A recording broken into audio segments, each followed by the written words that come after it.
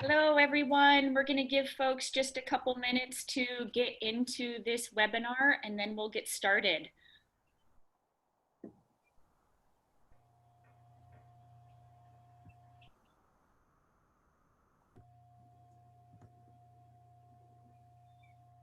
Okay, Daniel, are we on YouTube Live? There we go. Hey. Awesome. Good day, everyone. My name is Natalie DeLapp. I'm the Operations Director for Humboldt County Growers Alliance.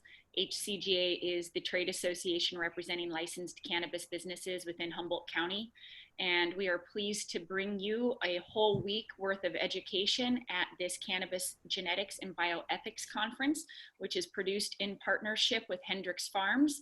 A big thank you to Daniel Hendricks, who is here. Hello, Daniel. Thank you. Every day this week, we have held different workshops. On Monday, we held microfarming. Tuesday, viruses, viroids, and pathology. On Wednesday, tissue culture and meristematic restoration in cannabis. On Thursday, genetic editing for yield and stress tolerance. And earlier today, genetic storage for common access. All of those panels have been recorded, and we're in the process of uploading them to our website at hcga.co. So if you missed any of this week's panels, do check it out. And today we are excited to bring to you the Cannabis Breeders' Rights and Bioethics panel. We have Eleanor Kuntz, Sunshine Johnston, Colleen Buyers, Nat Pennington, Jesse Dodd, Jerry Whittington to talk about all of the exciting panels, tips, techniques, practices, and applications that we discussed this week, and debate their application for cannabis breeders and small farmers. And I want to introduce my colleague Heather Luther to talk briefly about how we're able to bring you all of this free programming. So with that, Heather. Thanks, Natalie. Hi, everyone. Good afternoon. So we've been able to bring this conference to you all week long thanks to our sponsors. So I want to give them a really big thanks. That's Tag Risk Insurance, Rocky Mountain Cannabis Consulting, Rad Source Technology, Volks Amendments, and the Humboldt Community Business Development Center. Today's sponsor is, well, I also want to talk about our Allied Business Program with the Growers Alliance, which all of these sponsors are allied industry business members with HCGA. So while HCGA works on behalf of our licensed cannabis members, we're supported in part by businesses that value our members and our mission. So becoming an allied business of HCGA provides you with year-round direct access to our membership with our online communication platform, through weekly webinars, and in person at our conferences and workshops. It's a way to learn about the cannabis industry, develop new business leads, to revisit existing customers, to strengthen client relationships, and brand your company name. The Allied Business Program is also a place where manufacturers, distributors, and retailers from out of Humboldt County can participate and engage with Humboldt County licensed operators, including our Business Source Cannabis online platform. So again, one last warm welcome to all of you, and I think this is going to be a great panel. Thanks for being here. Awesome. Thanks so much, Heather. And with that, I'd like to introduce my partner in crime, Daniel Hendricks, who has put together this entire week's worth of educational programming to introduce this panel. Thank you, Daniel. Thank you, Natalie. I appreciate it. I just wanted to correct Jerry Whiting. That's one of the names. I just want to give that name correction, but everybody, thank you so much for being here. The idea of the final panel here is to really kind of put together this Supreme Court of judges on what we've learned and all the topics that we've addressed this week. It's some of the stuff is very interesting and very powerful.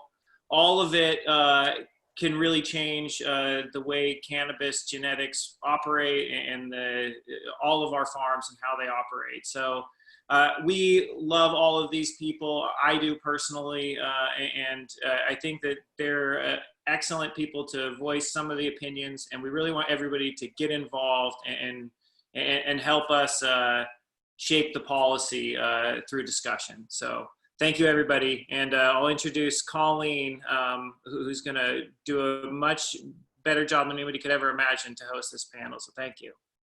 No pressure. Thanks, Daniel. I am Colleen Buyers, and I work with independent breeders at Breeders Best with the team, including Dale Hunt, who you just heard from. I had previously been working with small sustainable farms at Flocana, and before that, large-scale production of orchids, herbs, and a variety of other crops for years at Rocket Farms. So I am thrilled to be hosting this wonderful group of folks here today, and I'm going to let them introduce themselves and specifically ask each of you to talk a little bit about your own relationship to breeding, and then we'll get into the fun bioethics of things. So Sunshine, are you game to get us started? Sure, yeah, I'll begin. Thanks. I started growing originally in the late 80s, and I grew all from seed from that time. And I do remember a time before powdery mildew and spider mites, and then clones came in the late 80s, maybe early 90s. And then in 2015, I made a very focused effort to make my own portfolio of genetics. And so with that, I'm a flavors person, and so I was breeding specifically to capture a flavor profile, and I also will do process for specific types of high. And one of the things that I do with my genetics is that I practice dry farming, which is no irrigation, and by doing so, it allows me to see a nice expression of those genetics grown in a fairly natural way. Thank you. Awesome, thank you. Take it away, Jesse. You want to introduce where you're coming from? Yeah, hi. Jesse, I do a project called Bioethics. That's a conceptual art piece to influence the cannabis industry towards a more ecological and community-based future. That has multi-facets in it. One of them is the Regenerative Cannabis Farm Award, where we get to award farms based off of their practices, and kind of what Sunshine's talking about. That's very specific practice, the dry farming that shows off your area. We were lucky enough to have Daniel Stein, Daniel and Taylor run Bryceland Forest Farms, which is an amazing farm. They're one of the winners of the award. And I encourage everyone to go back and watch that, that video. The interview is amazing, and he gives such good information and just real information. You know, none of it's trying to sell anything, glamorize anything. He's just thoughtful, and you can learn a lot about hugelkultur, about food production, about soil production. So thank you guys so much for putting on an amazing panel in general. I've been working with cannabis for a quarter century now. Mid-90s, I started growing my first plants out in the hills and working with seed and collecting from genetics that were in the Santa Cruz Hills. And there's literally not been a moment since that I haven't had cannabis in my life. Always been growing and having flowers every moment of my life since. It's a lifetime love affair, and I love breeding. I love working with the plant in that way. I love working with the farmers, but we'll get into that more later. Thanks. Wonderful, wonderful. And Eleanor, great seg into what you're working on.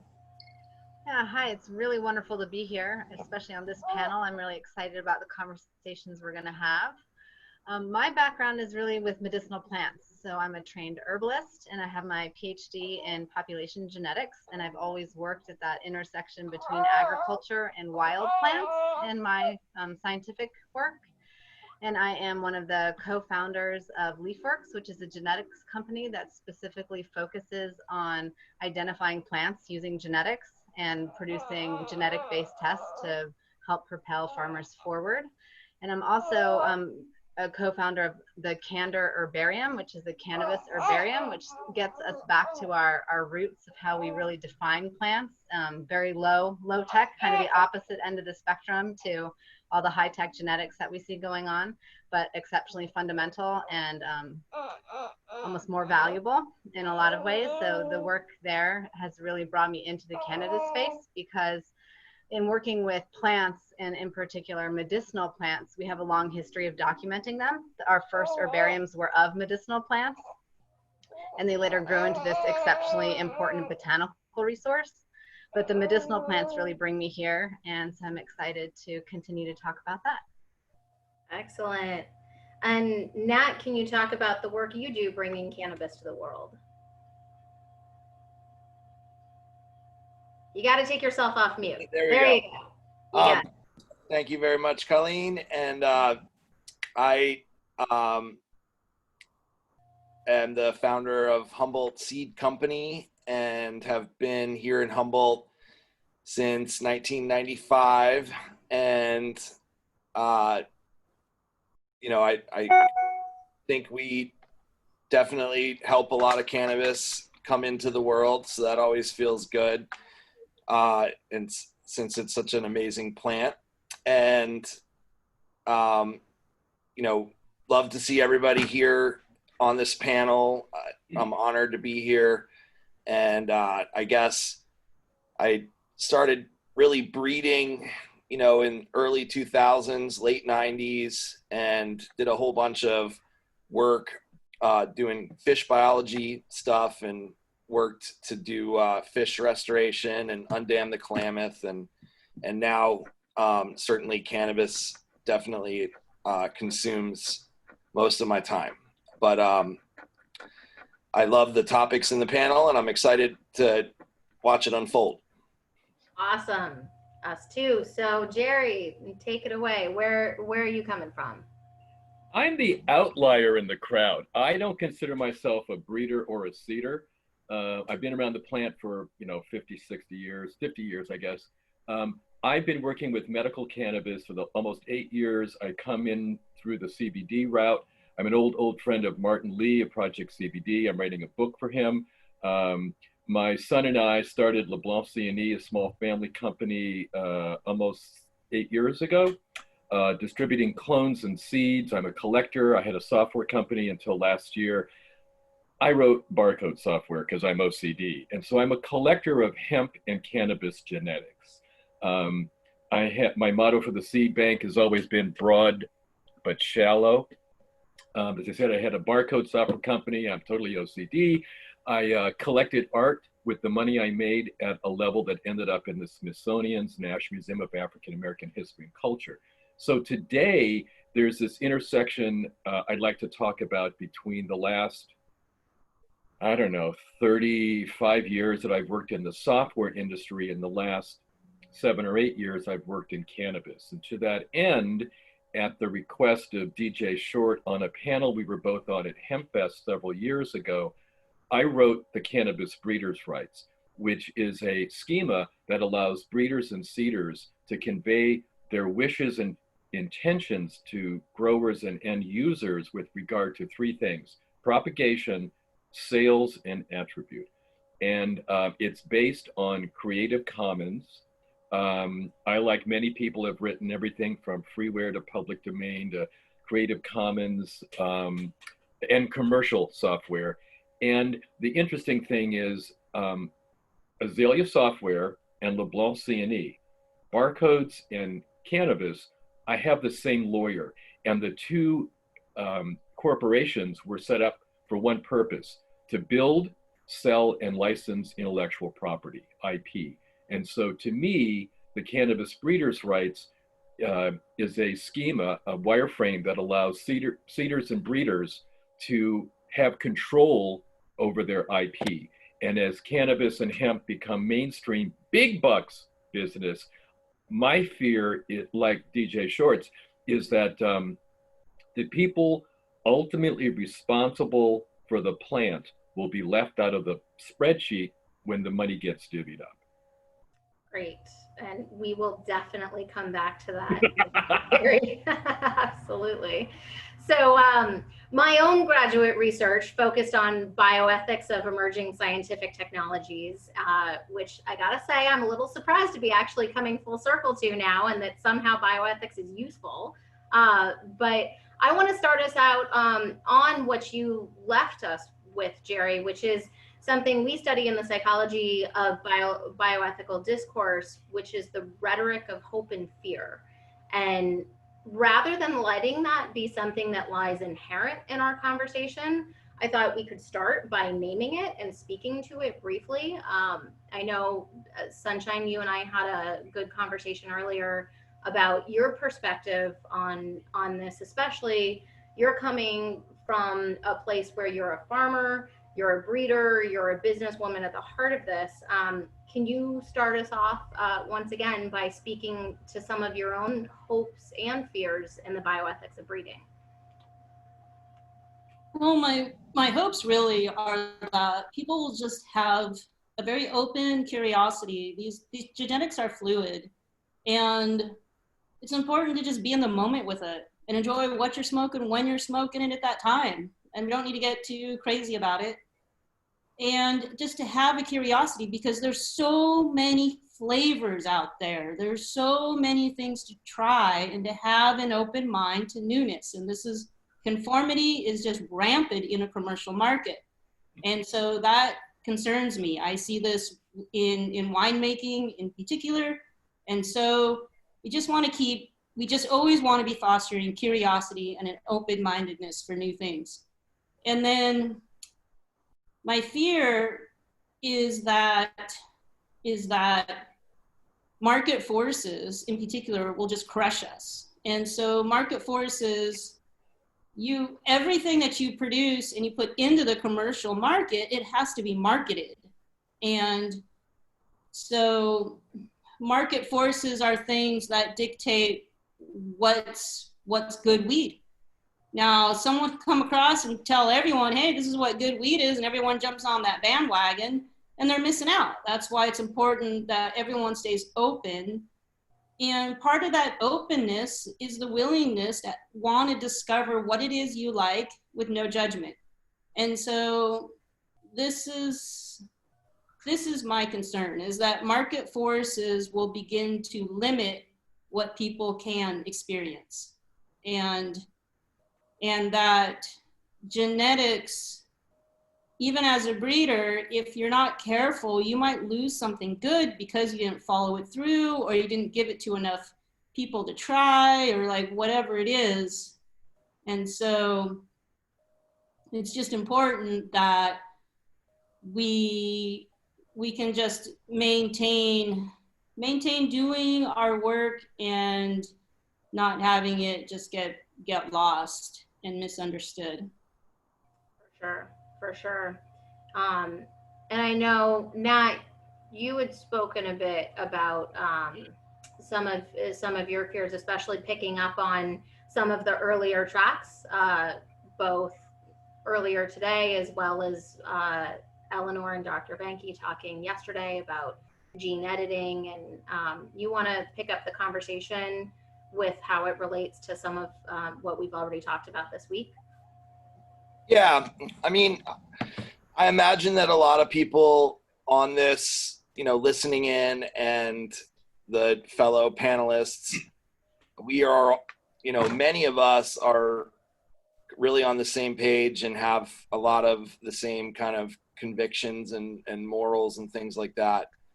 But like Sunshine mentioned, the market forces, we live in a very capitalist country, and that drives a lot of things. And so for better or for worse, market forces dictate a lot of decisions that we all make.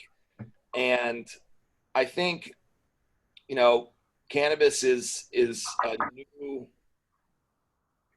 it's new farming, and it's something that, well, aside from, way back in the days of hemp before prohibition, but in all senses of the term, like, big agriculture, this is a new phenomena that we've got happening here. And I think we have an opportunity to maybe not repeat some of the mistakes that have happened and led to huge consolidation of agriculture and more consolidation of wealth, and try to craft regulations and rules in a way that maybe gives our heritage farmers and our small family farmers a little bit of a brighter future. And when it comes to gene editing and genetic modification, I think that, you know, that is a little wrapped in there because, and especially intellectual property ownership. And I think I'll go into that a little more when we've had a chance to hear from other folks. But yes, you know, I share a lot of Sunshine's concerns, and I think when it comes down to it, it is just a something to be enjoyed, of course. Yeah, for sure. And absolutely, we'll dive into that. I think one helpful analogy for diving in is something that Jesse uses and speaks to very well, which is dog breeds. Can you share a little bit more about that, Jesse, and how we might think about that in the context of these bioethical conversations we're having today? Yeah, definitely. I love dogs and I love cannabis. I think both species, the moment they entered my life, you know, I knew forever they would be in my life at all times. I think both those organisms made an evolutionary strategy at a point where dogs chose to be mutualistic with humans. And that's the difference between a wolf and a dog. A dog has engaged with the mutualistic relationship with humans. And that's being engaged in our thoughts, our energies, our desires. And we use selective breeding for these functions, being in tune with the dogs, working with the dogs. And a lot of that is very similar to me with cannabis. You know, you're taking a wolf with the dog and you're able to get something like a border collie that can move cattle, cattle and sheep, and understand tons of commands and protect. You have dogs that are formed for very specific functions, for like mastiffs for protection. There's like cane corsos that have all kinds of different attributes, both in protection and hunting, and nanny dogs. And but something we know about dogs too is you know, rich history. We have 3,000 years ago, we have a Saluki, and that's a breed that can run 45 miles an hour. It can catch a rabbit and bring it back to its human. That's very different than what a wolf would do. And so we're starting with this old genetics, you know, that took a lot of work and engaging with an animal for a function. And so even starting with the Saluki is starting, you know, at a very high place. We already have these 3,000-year-old breeds that still are with us today. And I think with cannabis, we see the actual early landrace and primordial wild varieties that grow in certain areas without human encroachment, like cashmere in the forests and in the grasslands. Those varieties actually still produce a wide range of cannabinoids, of terpenes, high trichome production, turn purple, but they're smaller. They're adapted to that environment. The stuff in the forest grows low, doesn't get that much light. The plants in the grasslands grows much taller, and it's dealing with those resources. So I think it's just interesting that from an early stage, we have cannabis producing all these things. So it's hard to say that we own CBG producing plant. I think that's totally unethical. We can show that it exists in all kinds of places, but because there isn't that data collection with cannabis, or hadn't been, like how do you can show anything's novel before there's the data there. So that was part of the Open Cannabis Project. We got to hear a bit from, I was a vice president on the Open Cannabis Project with Dale and Angela and Nat as well. And we got to hear a bit about that earlier today. That project was taking data and making it prior art as far as like showing lots of different cannabinoid profiles. And I thought that was, you know, a very cool way to show that something's not novel and that people don't take advantage of the idea of broad spectrum plant patents.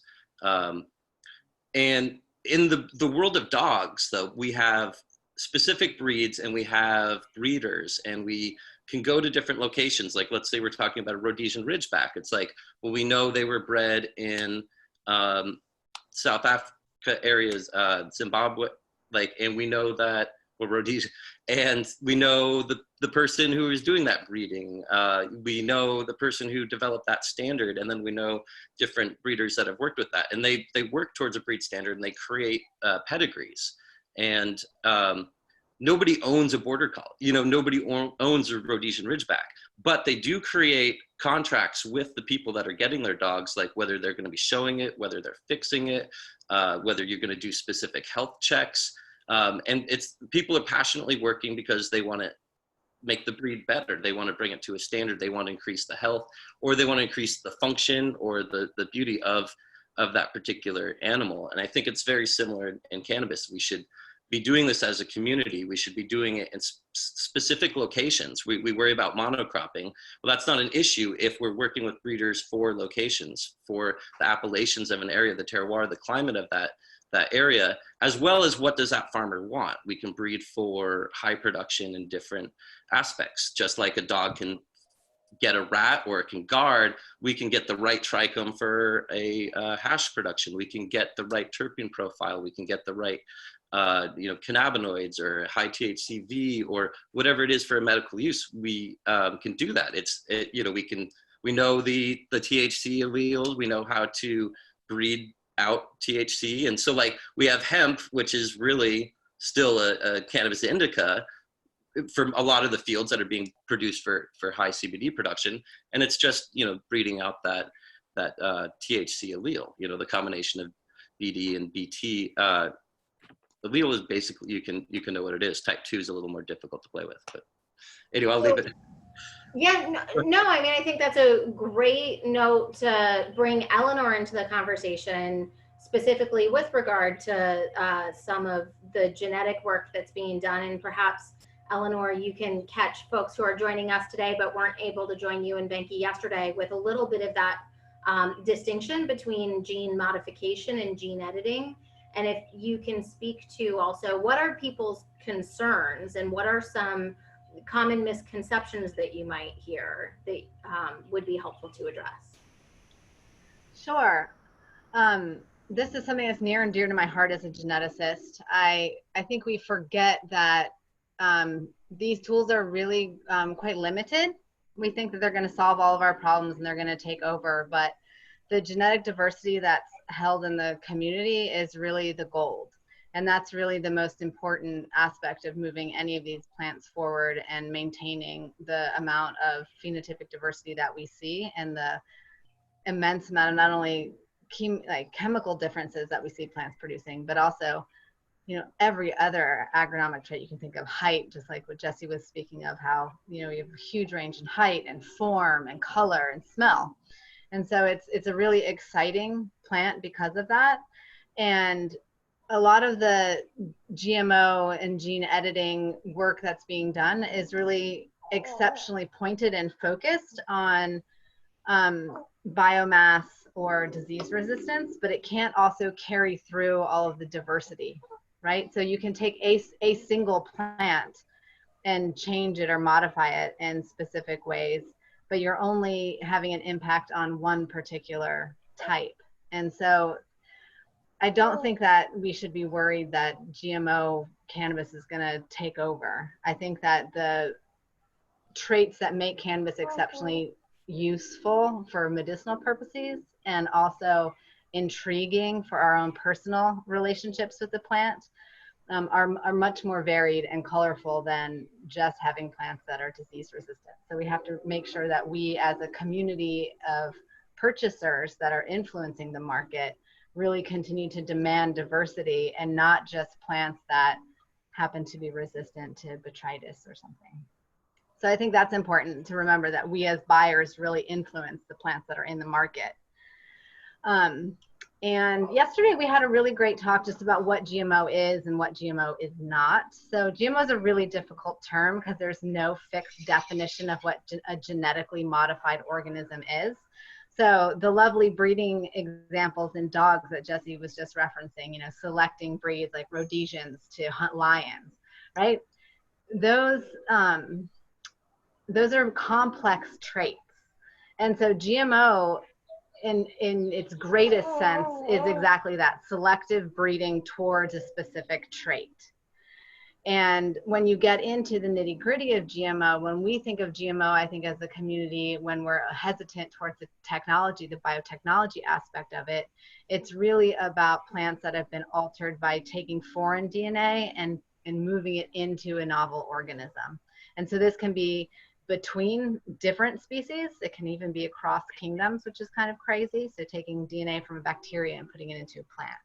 Or it can be taking a piece of DNA that codes for beta carotene from one plant and putting it into another plant. So we've done this with rice. Or it can be moving genes within the same species. So just a more accelerated way to get to something that we could, using classic breeding, get to, but over a very long period of time. And so it just expedites that process. So I think it's important to remember it's not sort of a black or white technology. It's very much a gray area where what we're doing with those techniques is really much more important in my mind than the technique itself. It's just like breeding, like why are you doing the breeding and what is the path? And so it's another complication, this whole landscape, is this concept of gene editing. And so gene editing specifically goes into a genome where you know a lot about what's going on. And so you can't do this with organisms where you have a very cursory knowledge of its genome. You have to have a pretty in-depth knowledge of what's going on. And you specifically look at a gene or an allele or any of the other aspects of the genetics that influence that gene. So it's promoters and regulators and other genetic components that tinker with how that gene is expressed, and you modify that. And so you aren't going in and bringing DNA from somewhere else and putting it into an organism, but you're specifically editing the genome of an organism itself. And so this can either downregulate genes so that they no longer produce molecules that would contribute to spoilage, right? So if you have a gene that's producing a lot of ethylene and you don't want ethylene because it's ripening or spoiling the plant, if you break that gene, that plant is going to have a delayed spoiling. So there's all kinds of ways that works.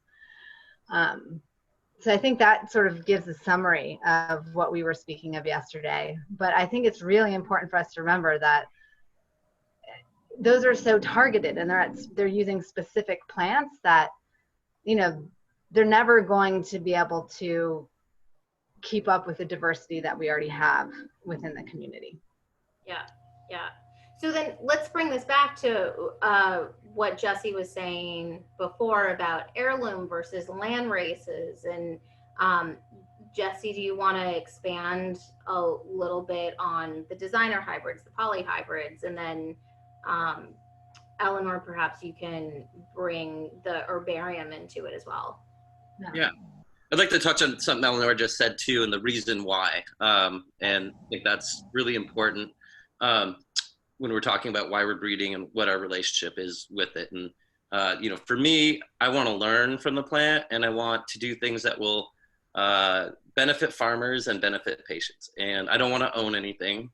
I just want to play a positive role in seeing what we can do with this amazing plant that's evolved with us. To bring that back to heirloom and landrace, and these landrace genetics were growing. People started cultivating with them in different areas. India and Kashmir and Pakistan, Afghanistan have very rich traditions with cultivating with cannabis, and different varieties have been produced in different areas where they've been cultivated for certain things. And you quickly see the differences between these wild varieties and cultivated varieties. One notable thing is like seed dispersal for a wild variety. It wants to be able to disperse seeds at the right time, and they need to be able to eject from the flower. They need to be able to germinate at the right time.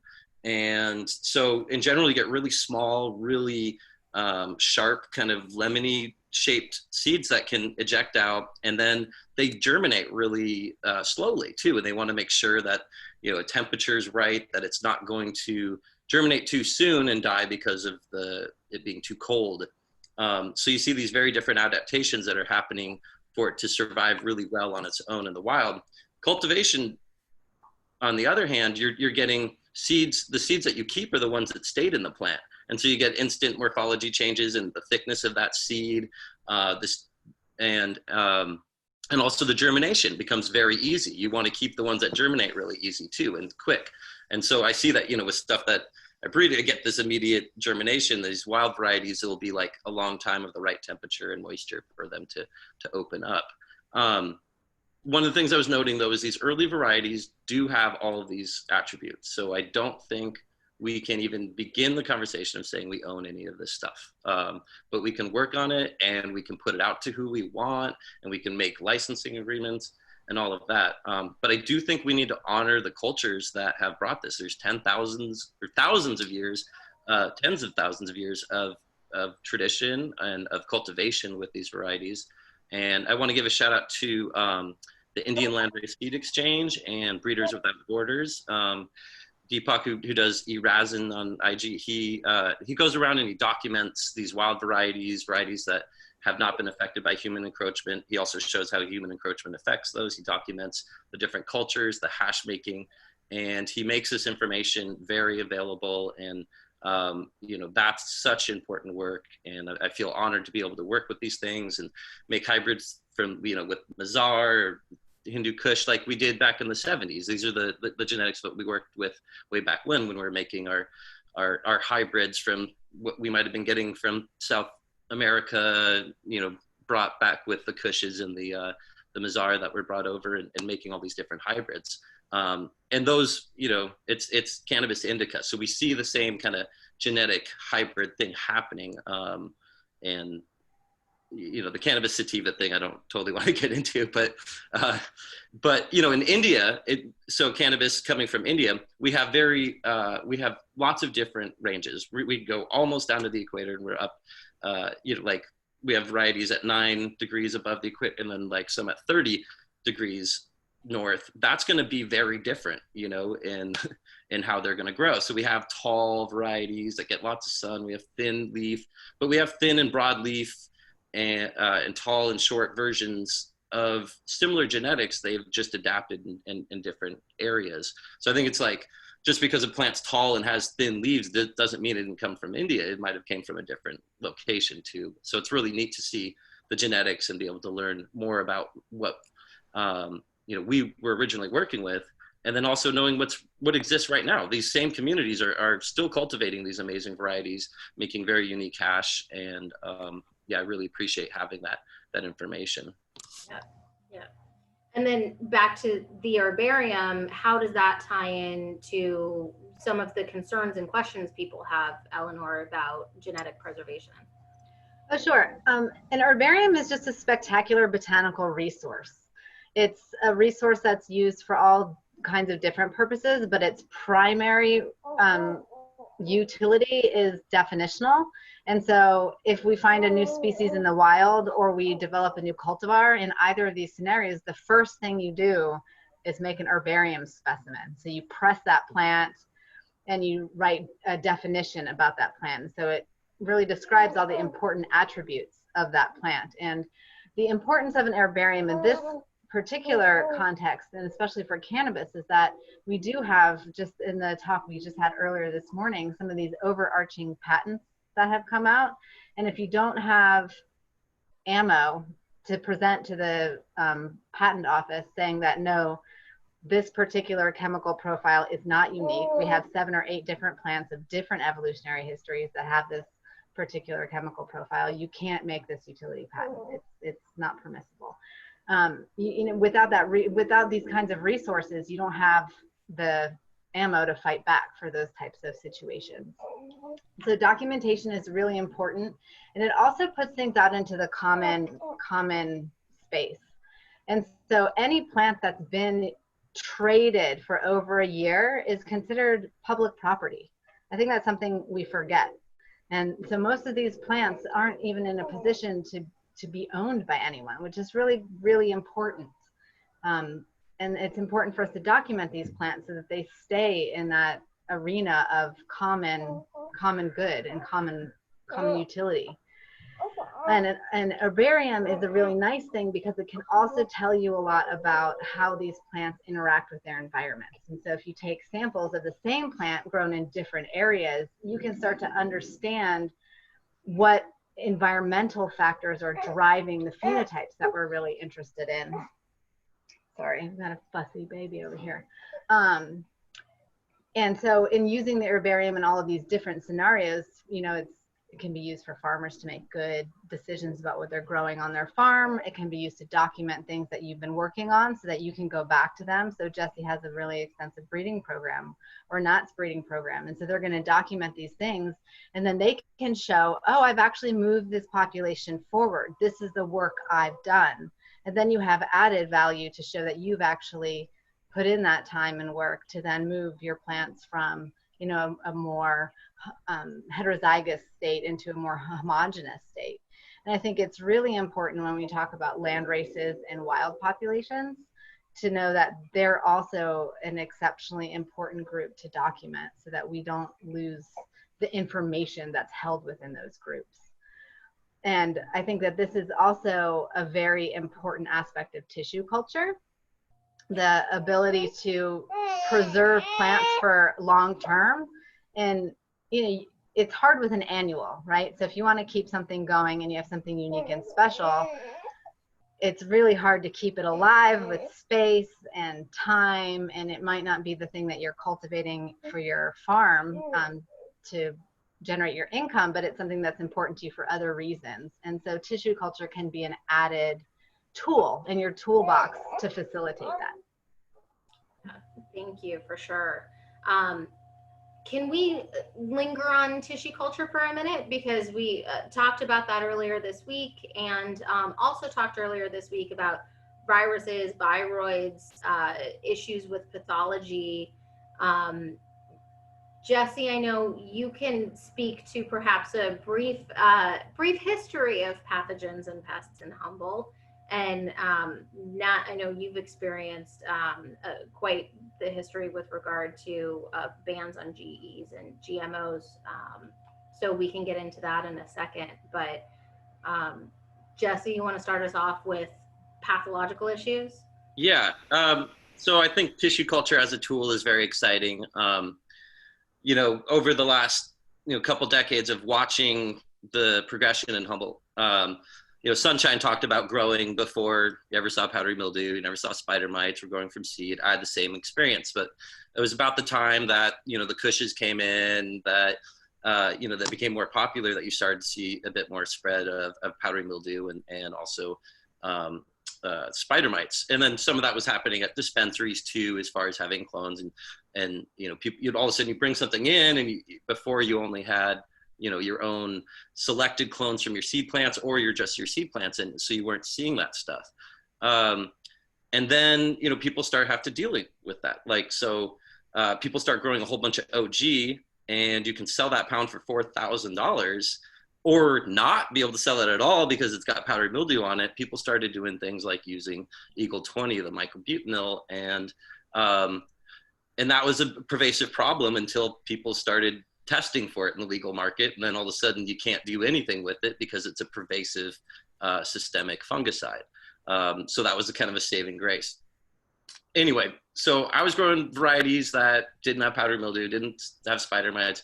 One day, a friend brings in plant, and then you see spider mites for the first time, and then you see powdery mildew for the first time. I was continually breeding, and one cool thing was I got to then see which plants didn't get powdery mildew. So that was, a benefit from that. And so I had this Athena Kush that I crossed with the Bubba Kush at that time that just couldn't get it. And a bunch of friends kept noting on it, like, we were having problems, a plant with powdery mildew could be falling on this plant and it won't get it. 10 years of that happened. And then all of a sudden, this one year, it started to get a little bit of PM like creeping up on it. It was like, what's going on? And I think that might've been a second variety of powdery mildew that eventually came in.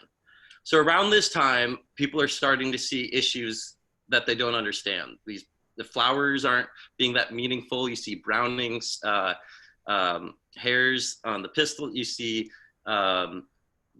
just issues with growth. And we, basically rule out nutrition because it would be in different patches in different spots.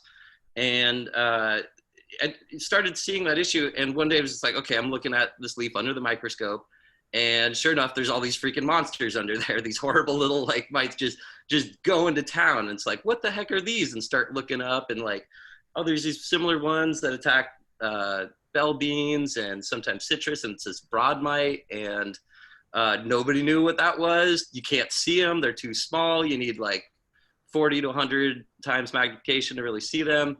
And started going to the grocery stores. Hey, you guys heard about this? Nobody knew anything. And so kind of sounded the bell then. And all of a sudden, you know, everyone has to realize there's these tiny invisible things that are going to totally destroy their crop. And I realized, like, as soon as I saw them, I was thinking about, oh shoot, for the last couple of months, I've been seeing these issues and people complaining about low yields and, you know, yellow and burnt hairs and all of that. And it's like, uh-oh, this is gonna be a big problem. And it was. And a lot of people closed down their indoors, restarted over, and then, you know, dealt with that. And as soon as they're dealing with that, then we get russet mites. And it's like another, you know, similar size, cause a similar problem, different bug. Apparently it was used as a biocontrol by Caltrans too for suppression of star thistles, which seems totally crazy to me too, but everyone's freaking out. Our economic crop is being destroyed. And, you know, but with seed propagation, you don't have the same problems.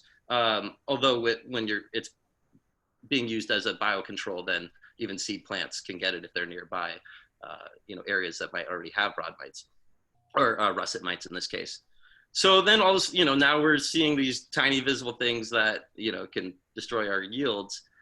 All this time, viruses were probably, you know, coming in, and all these problems kind of come from clones, from practices, from indoor growing and keeping something for a long time, you know, which is really important for certain medicines, but it comes with all these issues.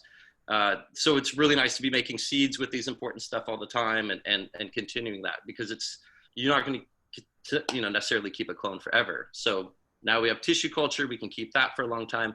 Extremely difficult to propagate back out though. I mean, like, people aren't doing this on their own. You need to have very clean, very specific conditions to do it. And then it takes, you know, freaking 3/4 of a year to just get something back to be able to then clone with. So this is for very elite like clones in general, besides maybe just taking a bunch of tissue for long-term storage. But as far as propagating back out, you know, it's expensive and that's prohibitive. So I think we still need to be going down seeds and breeding in a big way. I think that probably most clones out there are infected with viruses at this point. They've been shared around so much. You clip with scissors from one thing, you clip to the next. One thing that got touched on was it didn't sound like they thought that the hops latent virus was transmittable through insects. I would like to see some studies on hemp aphids because their mouths are big, they're sucking sap, and they can move around. I do see that they could potentially be a vector, as well as, you know, human and you know, clipping and cleaning up your plants and going from plant to plant without bleaching. And again, can you stay on that for a second, because I know that's something we've talked about. And by the way, you're going to need to demonstrate how the mites go again, because that was. Oh, actually, so I was doing experiments with them and seeing the different things that killed broad mites at the time, and actually the spinosad bacteria would make them seize out. And so, like, I was looking at them under the microscope doing this all the time. So maybe that's why I did that. Nice. There's some real nerdy lab work for you right there. I love it. Especially now that we can do that work, and we talk about the overall arc of the development of scientific technology, and at what point it comes to markets and at what point it comes to us on the farm. Obviously, it would be wonderful if, as you point out, we could clean everything and make sure that we're breeding only from things that are free of viroids to the things that are free of pests. At the same time, and maybe Sunshine, you want to bring us back to the small farm, if you're breeding, and we have a bunch of policy wonks on the panel, right? Like, a bunch of you have helped lead the charge within our community about what we should be calling for. And to go back to that earlier dog breeding analogy, like, we can come together as a community and we can create community standards. So long as all of us are in this proverbial room together, with a number of participants here as well who have that power to create our community standards, what should ethical standard be for testing and trying to tell whether you even have any pests or viruses, let alone requiring that you clean them up before you either breed with or share them? I'd like to add a finishing observation that will tie in perfectly to Sunshine. So doing the Regenerative Cannabis Farm Award and working with farms and breeders and looking at these farms with amazing practices, with soil building practices that have a healthy biome in their soil, that work with polyculture, that are inviting all the beneficial natives to come in to their pollinator gardens, that are integrating animals, crop rotation, cover cropping. These polycultures with living soil, just like our gut biome, gives us health, and inviting all of the things to keep things in balance as far as pests. Those plants grow really healthy, and the seeds grown from that. All these regen farms, I've never seen an issue with viroid. I don't see overpopulation of different bugs. Even mildews and mold seem to be totally in control. And if viruses they're definitely around. They're in all their clones. We cross with these clones and stuff too. I don't see these issues on these regen farms that are growing from seed. So I just think that the practices are really important. The tissue culture is amazing for our breeding work and for phytosanitation, for all these different things. But I think the practices of seed breeding and living healthy soil and healthy environments are really the best solutions for pathology. Thank you. Yeah, I would agree with that on the practices, but also in the native soil, fusarium is there. It's just naturally in the soil, and it can be in. You can add some compost, and it can be in your compost from your veggies you bought at the store, and you put whatever it is. You can still get it in there, and so it might just be that the tissue culture. Maybe it doesn't need to happen every time, or maybe it's just every few years. Maybe it's something like every three years you need to bring back some vigor or do a tissue culture with the clones. And so it might just be something along those lines. And there also may be specific genetics that do need it more often than others. So that's, as far as policy goes, it is, we have, it might just be that with the level of transparency that we have now, and with robust standard operation procedures, that we will see things get better with our genetics, and they will be cleaner just with best practices. But even as I say that,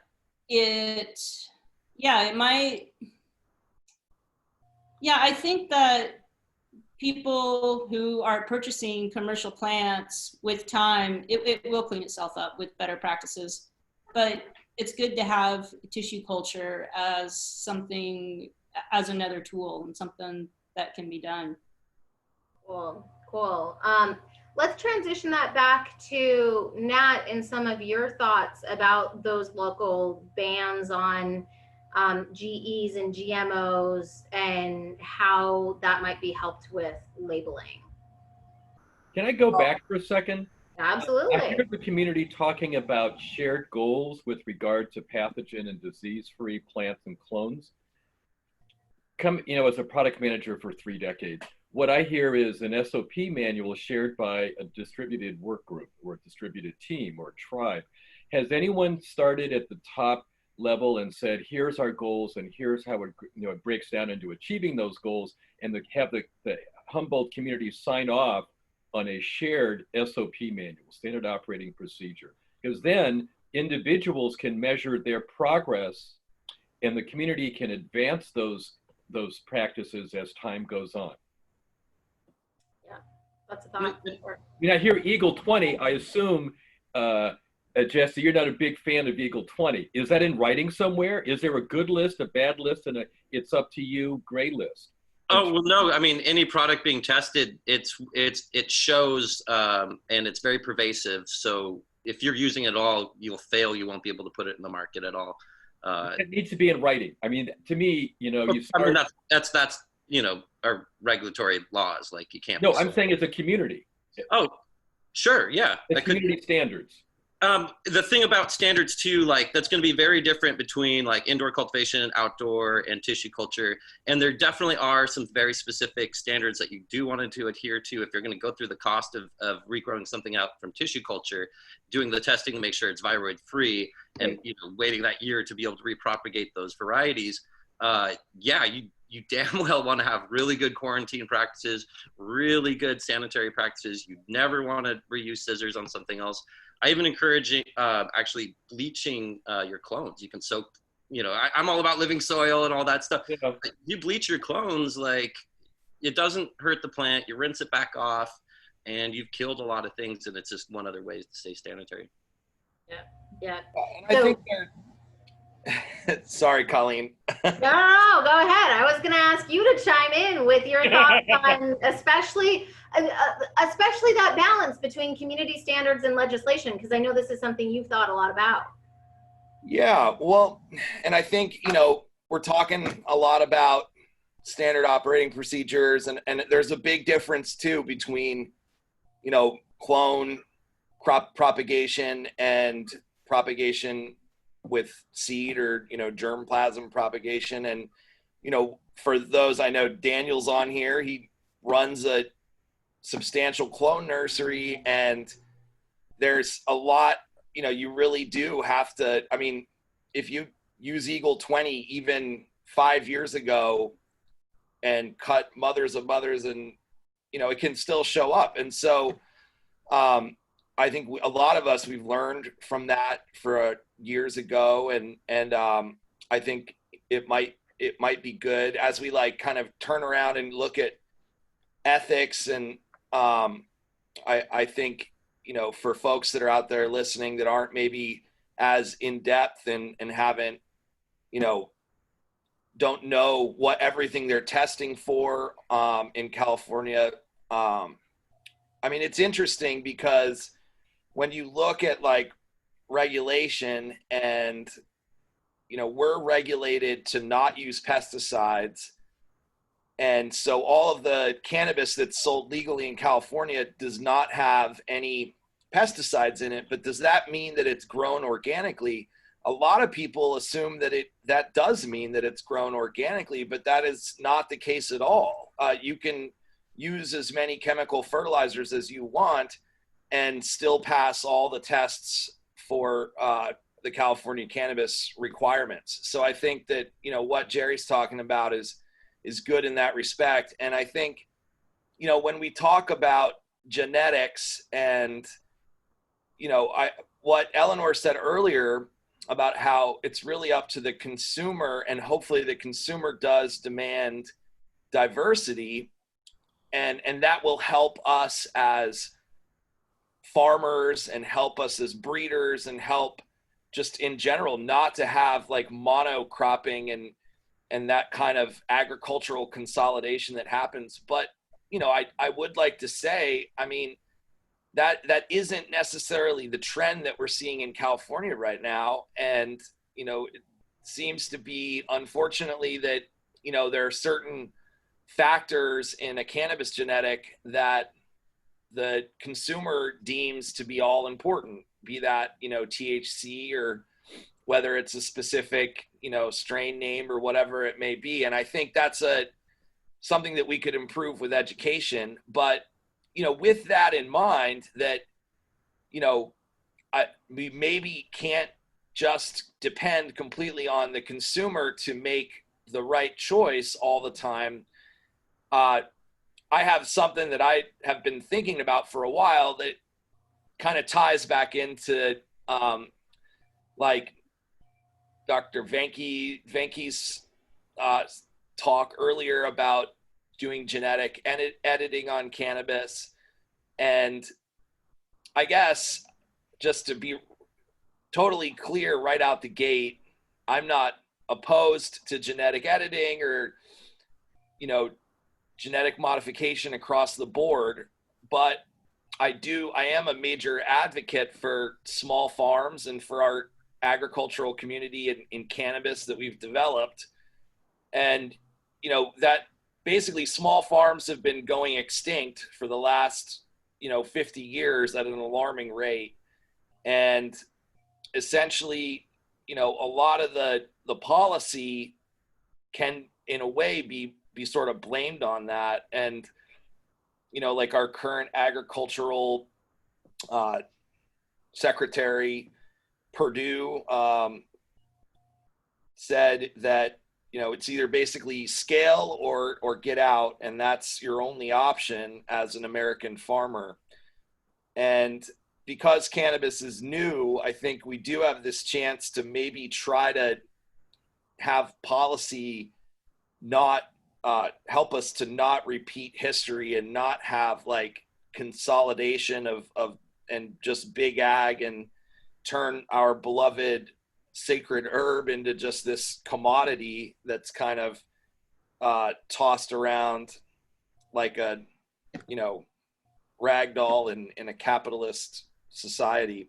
And like one of the things that I don't want to be a fearmonger when it comes to, you know, gene editing and genetic modification, because like I said, I'm not exactly necessarily opposed to it, but you know, if you look back in the history of big ag, you have, you know, like the creation of soybeans that could withstand getting glyphosate or Roundup dumped on them. And that happened in 1996. And it quickly became pretty hard to grow soybeans without and be competitive without using those kinds of soybeans. And of course, they were patented by Monsanto.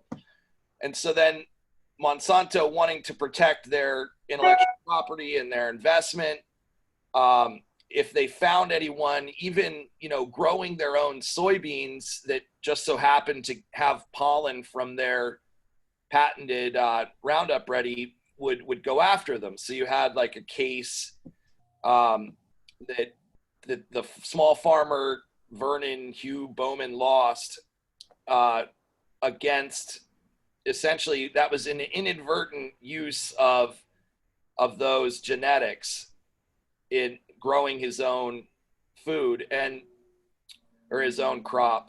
But essentially in cannabis, because we have such a unique community of small breeders, and as I'm sure everybody would agree, you know, like a popular strain can come out and spread across the world like wildfire. And I guess one of my concerns is essentially if we don't keep track of what crops are genetically engineered or genetically modified or gene edited, and something comes out and it spreads across the world, like, you know, any of the popular strains that come up every year or two, and all of a sudden you see them from Australia to Amsterdam to London, and it's like overnight. Essentially, we could all, without even really knowing, we could all be breeding with someone else's intellectual property, and we wouldn't even really be knowing that. And I guess my solution, and then we could end up in the case of like, you know, Monsanto versus Vernon Hugh Bowman, where we're getting sued and we didn't do anything. We didn't think we were doing anything. Even, you know, potentially cutting your own plants and keeping plants from your own clones could be a patent infringement. And so one thing that I've been thinking about at Humboldt Seed Company, I talked to Dale Hunt a little bit about this in the past, is essentially if we were to try to get labeling, and this is just labeling, not talking about banning GMOs. We already tried that in California in 2012 with the Prop 37, and that also did look to label too, but that didn't pass. It was like 49-51. And in any case, you know, the proponents of that voter initiative were like folks like Dr. Bronner's, Nature's Path, the Organic Consumers Fund, Amy's Kitchen, and the big opponents were, of course, Monsanto, DuPont, Pepsi, Kraft, Bayer, Dow, Syngenta, they all contributed billions and billions of dollars to stop that. And it didn't pass. It didn't pass. So now we've kind of lost that. It's the trains left the station, so to speak, in my mind. And we don't really have, I don't think, a way to know what foods that we're eating are either modified or engineered. And I'm going to say again, I'm not like totally opposed to all genetic engineering or editing, but I do think that it would be nice for us to set an example in the cannabis industry, and we still have time to do it, and get a statute passed in California in specific. That would essentially mean either getting a group of legislators within the California State Assembly or State Senate to, and then we would have to draft legislation, which is kind of a, it's a big job. Or alternately, we could have a voter initiative, which is also a big job. You need a lot of signatures. But I kind of think, we're at a little bit of a crossroads, and I think that from a strategic standpoint for the small California cannabis company, which we all are, even probably the largest California cannabis company right now is a small cannabis company compared to what's coming. I think that is something that would be favorable to all of us, because then down the road, we know we own our own genetics. We're not paying a licensing fee to a company every time we want to cut clones off of the stuff that we have, or if we want to, grow from our own seeds. And we don't kind of end up down the road like Farmer Vernon Hugh Bowman. Yeah, yeah. And one way of doing that is there's something called a private attorney general doctrine, and essentially that just means that once there's a law or a statute that says genetically engineered or modified cannabis and cannabis products must be labeled as such, and if you don't label your products as such, then someone can technically take you to court, and an attorney could compensate his or herself for the time they spent. And so that creates kind of an industry around regulating rather than putting the onus on the regulatory body of California, which already, I'm sure if I asked, they would say they're overwhelmed with all the regulations that we have in California. But anyway, I just thought I'd put that out there, and that's something that it's kind of a lot, and I think we're looking for help, because I know, I'm busy all the time trying to learn metric and all the fun stuff that it takes to be a licensed California cannabis company. Yeah. Everybody in the room, if you're busy learning metric, raise your hands. Yay.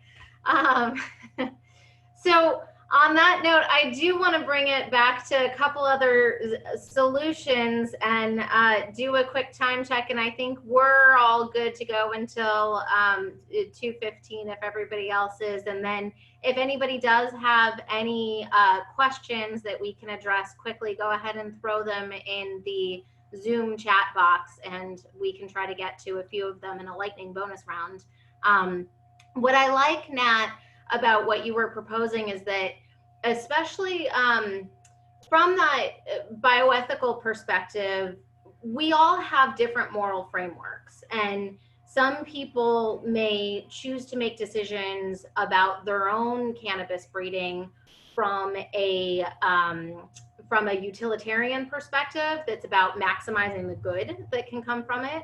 Others have a more virtue ethics or values-based framework that says that it is about the values inherent in this, and the pragmatic consequences are less relevant. And you and I may never align, because we may hold these values dear, each of us. However, what you're proposing about labeling is that at least we can each look at a given cannabis clone or product on the shelf and make a decision about, does this align with my own ethics and with my own framework? And I might make a different decision than you, but at least we could each make our own decision. And I think that notion of consent and autonomy is one of those that is pretty consistent across a number of different ethical frameworks for that reason. So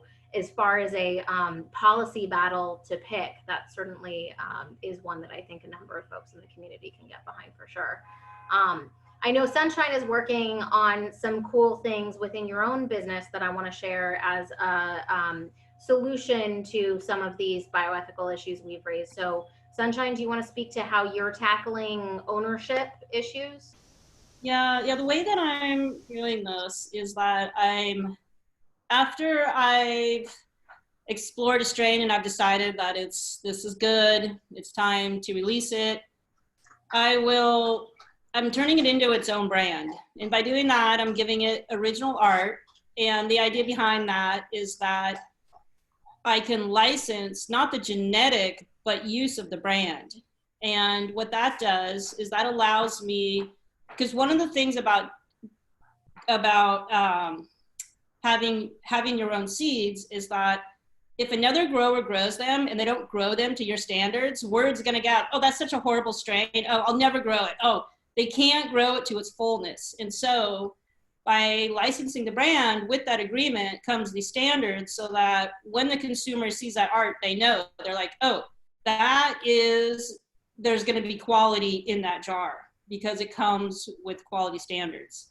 And so that's the way that I'm doing it. And my strategy right now is that it's credit over profit. So what that means is that other growers can grow my strains, but they don't necessarily have use of the brand. And I'm looking at more licensing agreements within my market. I'm not worried if someone takes my genetic and takes it to an entirely different market that I'm like not in, I have nothing to do with. That's where my credit becomes important. And so it's like, because then they're taking my work and then they're making something off of that. And at the same time, I'm learning something new about my genetic that I didn't know before. So that is my strategy currently at the moment. Appreciate you sharing that. I know a number of folks are all grappling with their own strategies. So it's awesome to hear what other smart folks are doing. Ask you a question. So have you done any licensing with another farm with those standards, or do those standards mean that you grew it in your location in your dry soil, in your dry farming? No, yeah. So I haven't done this yet, but it's very close. I haven't licensed. I do not have licensing agreements at this moment, but that will come in the future. And I will be choosing, so people can grow in different ways, as long as they just got to be good growers. And they can be good growers that grow in entirely different, they can be in different mediums. It doesn't necessarily have to be dry farming. Yes, it could possibly be an indoor grower. You never know. I love this example. Well, one, I think it ties into the dog example too, because certain breeders, if you're going to get a dog from them, you have these standards of whether you're going to breed or do health checks or, raise it as a working dog or as a show dog or as a pet dog. And yeah, so it's just really interesting. And I think Jerry's Cannabis Breeders' Rights is a similar thing like that too. We get to go through a checklist of what we feel comfortable with. Mm-hmm. Yes. Can we get to that? Jerry, do you still have that handy? Can you share a quick summary of what that looks like? Yes. Awesome. Did anybody see this? Did I just share my screen? Yes. Okay, so this goes back several years. I was on a panel that I didn't deserve to be on with people like Mowgli and Rob Clark and Sonny Chiba, Don Wertschafter, and DJ Short. And this is a quote. The video, I have a page on leblancstini.com that references, it's a YouTube of this panel. And at the 38-minute, 45-second mark, this is what DJ said. And the buildup was, you have to start with something. No one's spontaneously generating new cannabis genetics. So his fear was that someone would take blueberry or any one of his strains, advance it in their own way, in their opinion, and then have restrictive licensing downstream that prohibits DJ from working with his own material. When I heard this, I said, I volunteered, hey, look, sounds like Creative Commons, where you can assign the rights that go with derivative works. So when I looked, and this is the esteemed panel I didn't belong on: Mowgli, Rob Clark, myself, Sonny Chiba, DJ, Don Wertchapter. So I went home, and and the background is I've been writing software for 35, 36 years or something, and a bunch of hippie, radical, free stuff to advance the world in my direction. So when I looked at Creative Commons, which I had been using for my own software, it was specific to digital content. It didn't have a one-to-one relationship with cannabis. I was aware of Open Cannabis Project, open source seed initiatives, and other things. What I didn't want to dive into were legal constructs like patents, because I don't necessarily believe in patents.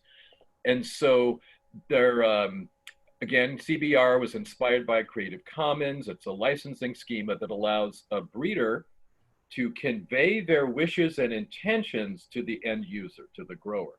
Now, as my father taught me, locks keep honest people honest. If you're going to sign up to have one of the 27 designations for cannabis breeders' rights, the minute you walk away, you can do whatever the hell you want. Locks keep honest people honest.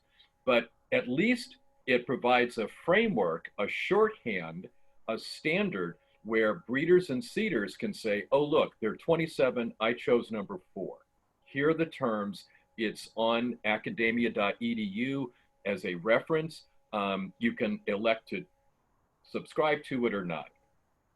CBR is non-exclusive. As I said, it can be just like Creative Commons, which can be an overlay to other licensing schemas. And by choice, there is no enforcement component to CBR because I don't own it. I'm not, Linus Torvald with regard to Linux. Once it's out there and adopted, it's the honor system, which I think is fair. So there are 27 different combinations of 3 variables. Propagation. Is propagation allowed? Can you clone? Seed production, breeding allowed, or no propagation? Commerce. Can you sell it or should it be free? And attribute. Do you want to give credit for it? So as I look at my own stuff, the top of the chart is more restrictive and the bottom of the chart is a free-for-all. There were a couple of iterations of this. This is version 2.0, 2.0.1 actually. I went back to DJ a couple years later and he had slept on and said, oh, there are a couple use cases you didn't consider. The idea is that in marketing, on the packaging and everywhere else, there are glyphs, just like the recycling glyph or the non-GMO or vegan or whatever, that say CBR, these are the 27 combinations. So here's my deal. The days of selling a 10-pack are over. It's great for medical patients or for gardens, but we're in the land, or we're in the time, or in the era, if you will, of farms. People are growing cannabis, whether pot or hemp, on tractors across acres, and they're buying seeds by the pound. Now, it's been said before in this presentation that if I buy a 10-pack, pull one seed out of a pheno hunt, I can clone or tissue culture that, make millions of dollars, and the original breeder or seeder sees none of that. That ain't right, that ain't fair. So CBR is a way for the originator to have influence as their product moves through the supply chain. My big fear, being a revolutionary and living in a capitalist context, is that cannabis and hemp are other commodities sold by the 1%. And we all know that money and power in this situation are synonyms. And I don't want money to be made and the power transferred to, you know, Bayer, Monsanto, Dow, DuPont, Syngenta, and everybody else. So that's my whole thing, is changing the balance of power between those that make the plant and those that sell the plant. So again, here's my nerd software thing. Industry standards aren't laws. They work because a critical mass of people believe and subscribe and use it, which says that CBR will work once people use it. It's free, as in beer, so why not? I've heard people say, oh, Jerry, you're so idealistic. True. Free doesn't work in the post-capitalist environment, which I say bullshit. Linux, Wikipedia, Arduino, if you're Deadhead, Internet Archive for all those recordings, all of this stuff is free and under a license that has no enforcement. No money changes hands between the licensing agent and the people using the license. So, you know, again, without something like CBR, we all run the risk of having DJ Short's worst nightmare come true. So again, it is recursively, Cannabis Breeders' Rights is on academia.edu, released under a Creative Commons license, because I believe in open source software. It is not done. It ain't finished. It's a living document. And I hope someone on the panel, or most of the people watching this online, disagree, have feedback, corrections, edits, or think I'm just completely crazy. So in a nutshell, that's Cannabis Breeders' Rights. Again, it's on academia.edu. It's on my website with an FAQ, and embedded is that video where DJ thinks out loud and I come up with what I think is a possible stopgap measure until there's something better that comes along. Awesome, thank you. I think disagreements are the stuff progress is made of. So, yeah. On that note, anything else that any of you would like to add? I mean, I could just say the opposite, which is someone steals your credit and they use your name on something that you did not create because they just want to use your name because it gives them credit. And that's another something that could happen in the future too. So I say this is a stopgap method because, you know, until recently, because it was a controlled substance, even a trademark for a cultivar name was a big deal. You could do it at a state level, but not at a federal level. You know, the problem, so here, I'm the son, nephew of my father, lawyer. My father and uncle were both lawyers. And the saying is, shoot, I'm going to forget it now. If the law's against you, argue the facts. Facts against you, argue the law. If they're both against you, pound the table, make a lot of noise, and appeal to the jury. So right now, if someone steals your shit, you don't have a leg to stand on. And until recently, being a federally controlled substance, the court may or may not be sympathetic to your case. So this is an attempt in the interim to give people and their lawyers something to fight back when they do steal. Again, locks keep honest people honest. I know because I know how to pick locks. So there's nothing any of us can do to prevent intellectual property theft. If I had $1 for every time someone stole my blankety blank software over the 27 years I owned the company before I sold it, I wouldn't have had to work 27 years. I'm like saying the opposite. It's they don't take your genetic, they have their own genetic, and then they use your name and say that you created a genetic that you did not create just to give them credit. So it's using your name, but not even so much it's not your IP, it's just your name that they take. Well, it's funny because I live in Seattle, and several years ago, the Seahawks went to the Super Bowl, which they won. The playoff game that sent them there, obviously, was on a Sunday. I'm here to tell you that Monday morning, one dispensary had a strain called Beast Mode. By Wednesday, after it hit the TV stations, everyone in town had Beast Mode. What was it? I got a pile of stuff in the back I haven't been able to sell. Everybody wants Beast Mode. Yeah, I got it. So that level of disconnect between a name on a menu and what really is in your joint can't be fixed at this point. That can happen too. But yeah, that's separate, but yes, that can happen. All sorts of problems. There's challenges, you know. I mean, it's a furtive industry coming in from the dark into Main Street, into the real world. And it wasn't perfect before, and there's no expectation on my humble part that it's going to be perfect the first or second iteration coming out into. It isn't even legal across state lines, across the whole country yet. Yeah. So yeah, you know, I mean, so Analytical 360 is a testing lab here in Seattle, and John Brown, bless him, approached a friend and I and said, hey, you know, when people bring in samples for cannabinoid testing, they fill out the name on the form. When we hand their results back to them a week later, we know damn well that wasn't what they said, because we saw the cannabinoid and terpene profiles. Now, the issue is they paid for lab results out of the machine. They did not pay for our interpretation, and they sure as hell didn't come in to get a check on whether the name they gave was really the real deal. And John said, I don't know if you were lied to by the person who gave you the clone, or you're lying from here forward because you're trying to sell beast mode or OG Kush or whatever people want. And so many fun conversations to be had about all the things labs can share with us as well. But on that note, I want to pass it off to Jesse's trying to say something. There you go. Hey, so yeah, maybe to bring it back to dogs again, you know, all the specialized functions that they have, you know, to get rats, to guard, to hurt, all those things. Cannabis gives us all of these things. You have ropes, we have seeds, we have oils. I mean, our sails, boats, like we were powered, you know, to travel across the oceans with these cannabis sails to make ropes.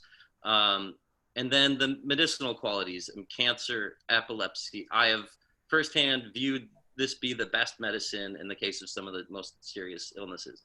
The whole cannabis community was born out of the AIDS epidemic, as far as 215 and the work that Dennis Perrone and the compassionate caregivers at that time, Brownie Mary, that this was the best medicine to relieve a horrible suffering during a very tragic time. And so we need to keep that in our heart. Like, this is a plant that has evolved with us, that wants to give all these gifts to help heal us. And so when we do work, we need to be thinking about it in a mutualistic way. How can we better our relationship with this plant, with all humans, and with the planet? And so we need to learn from her and how we grow and how we interact with our community. I think that we need to be open, and I think we need to be transparent in our processes. And so we've seen a lot of tools that I think could be very useful. I'm not against tools, but I'm concerned about how they're used, whether that tool is genetic engineering or that tool is legal restrictions or patenting. Those, you know, I am terrified of not being able to do the work that I want to do, and other people being able to do that work to help and better our understanding or relationship with that plant, and to bring out all of the variables, all the opportunities that this amazing genetic potential this plant is gifting to us. How quickly she provides exactly what we want is outstanding. There's nothing like it. Like, whatever we want, we just put that power, that intention, that love, and work and observation into it. So, you know, if somebody's genetic engineering, somebody's doing certain farming practice, being super open with that and transparent with that. With breeding work, the way it's worked with dogs is the breeders that are super open with their genetics, their practices that they work, those are the people that people go to. So I think, like, empowering yourself, the work that Sunshine's doing, branding herself in such a way that's helping the community, that's putting education out there, and it is working with these ethical issues. We do need to support the small farmers, and they do need to gain from their work and breeders, but let's all do this mutually. And so thank you guys. I think this is part of the solution, is the sharing of education, of knowledge, and wrestling with this ethics. So I think just these kinds of panels and the discussion that Daniel and Adeline brought, thank you guys for all of this. Yeah, that is a wonderful note to end on. Thank you, Jesse, and big thank you to Daniel and Natalie and everybody at HCGA and Hendrix for making all of this happen this week, and everybody who has joined all of these discussions throughout the week and continues to join each other in community wherever we all may be. I'll leave the last words to Daniel and Natalie, and thank you all again so much. Thank you. Hey everybody, yeah, thank you for all attending. I'm glad everybody got to be heard, because there was a lot of important tools that were presented, and I think the things that Nat brought up and the things about contracting, they're really important to look now, because like Nat said, you know, without our knowledge, you know, the next big clone could sweep across the country and we could all grow genetic engineered cannabis, and that's fine, but we should all have the choice to do so. So thank you for attending. Heather, do you want to say any closing comments? Yeah, I just wanted to give one last thank you to all of our sponsors: Tag Risk Insurance, Rocky Mountain Cannabis Consulting, RadSource Technology, Volks Amendments, and the HCBDC. And I also just posted our link for HCGA to sign up as an allied business or as a licensed cannabis business. So check it out, and if you click there, you can see all of our members and all of the businesses that are in our network. And you know, it takes everyone. So if you want to join up, please do. We'd love to have you. And thank you so much, Daniel and Hendrix, for helping us put this together. We really want to do more productions like this. I think, like someone said in the comments, we need to do this 10 times over. We just need to keep doing this. So thanks again, everyone. Keep your eyes peeled for more things like this happening, and stay healthy and safe out there. Thanks, everyone. Take care, everybody. Bye-bye. All part of the